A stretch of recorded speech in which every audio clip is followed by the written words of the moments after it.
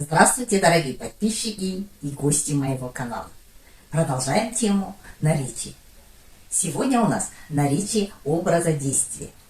Баяу или жай переводится медленно. Тез – быстро. Жазбаша – письменно. Ауша – устно. Дурус – правильно. Хате – неправильно. Или же можно сказать дурус емес.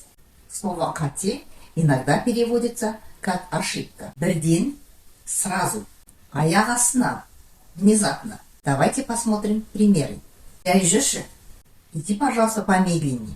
Неге? Почему? Шаршап қалдым. Я устал. Тез жүрейік, әйтпесе кешігеміз. Давай пойдем быстрее, а то опоздаем. Бірден ашуланбашы. Пожалуйста, не злись сразу.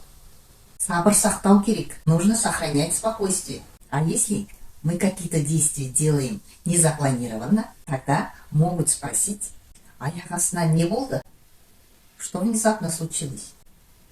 Мы можем назвать причину, а если мы не хотим назвать причину, тогда мы можем просто ответить: жай, ештеңе.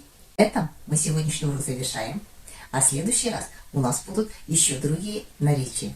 Поэтому не пропускайте уроки, подписывайтесь на канал и до следующей встречи.